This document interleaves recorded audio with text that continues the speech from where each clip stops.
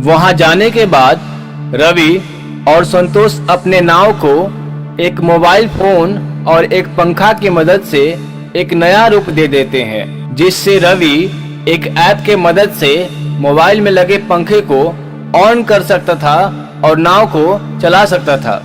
इस तरह से रवि अपने दोस्त संतोष के मदद से एक नायाब नाव तैयार कर लेता है और उसे पानी में उतारकर लोगों को तेजी के साथ इस पार से उस पार पहुंचाने लगता है। वो बलिया नामक गांव था जहां पर रहने वाले लोग अपना सामान्य जीवन व्यतीत करते थे। उस गांव में कोई अपना टैक्सी चलाकर भरण पोषण करता था तो कोई लकड़ियां काट कर अपना भरण पोषण करता था। उसी गांव के बाहर दूर एक नदी बहती थी जिसमें लोगों को नदी पार कराने का काम रवि नाम का एक नाविक किया करता था। रवि अपने पिता और पत्नी रेखा के साथ रहता था और उसी गांव में रवि का एक बहुत ही गहरा मित्र संतोष रहता था जो अक्सर ही मोबाइल में लगा रहता था। रवि बोलता है, क्या संतोष, क्या कर रहे हो? दिन भर मोबाइल में लगे रहते हो। अरे कभी तो अपने भविष्य के बारे में सोचो। आखिर क्या करोगे अपने भविष्य में? अरे रवि, तू अपना दिमाग क्यों खर्च कर रहा है मेरे भविष्य के बारे में? इतना मत सोच मेरे भविष्य के बारे में कि मैं क्या करूंगा और क्या नहीं। ओहो, तू तो मेरी बात का बुरा मान गया यार। नहीं नहीं यार, बुरा नहीं माना, लेकिन पता नहीं लोग कब समझेंगे कि मोबाइल सिर्फ गेम खेलने के लिए नहीं होता है, बल्कि आज के समय में टैक्सी बुक करने के लिए और ऑनलाइन खाना ऑर्डर करने के लिए तथा दुकानों में पेमेंट करने के लिए भी यूज आता है। लेकिन तुम जैसे लोग समझे तब तो, जिस दिन उन्हें टेक्नोलॉजी की वैल्यू समझ में आ जाएगी उनके जीवन आसान हो जाएगी।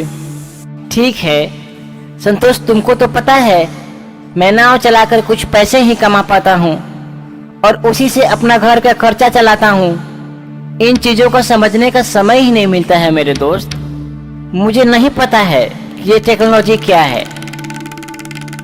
और रवि वहां से अपने घर चला जाता है। अगले दिन सुबह रवि अपने पिताजी से, पिताजी मैं नाव चलाने के लिए जा रहा हूँ और आज मैं थोड़ा लेट आऊंगा क्योंकि कल आपको डॉक्टर से दिखाना भी है। बेटा, तुम मेरी वजह से कितना दुख उठाते हो और तो और इतना मेहनत करते हो, इसके बावजूद भी तुम्हें पर्याप्त धन नहीं मिल पाता है। पता नहीं भगवान कब सब सही करेंगे। पिताजी आप चिंता मत करो, सब काम हो जाएगा। भले ही थोड़ी सी देर होगी, भगवान तो साथ है ही। मैं जा रहा हूँ। और रवि घर से निकलकर अपने काम के लिए नदी की तरफ चला जाता है। रवि अपने नाव से लोगों को इस पार से उस पार छोड़ता है। दिन भर का कमाया धन इकट्ठा लेकर वापस अपने घर आ जाता है।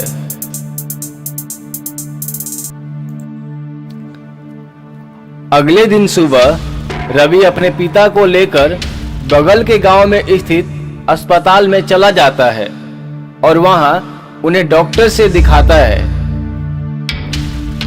डॉक्टर को दिखाकर रवि तथा उनके पिताजी वापस अपने गांव आ जाते हैं।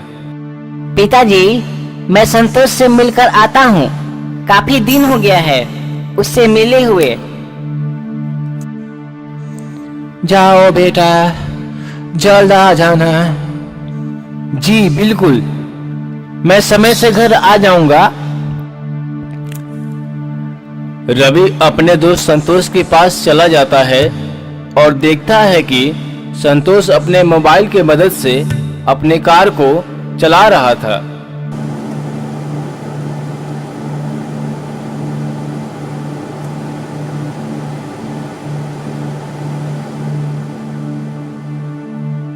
तभी रवि संतोष से बोलता है,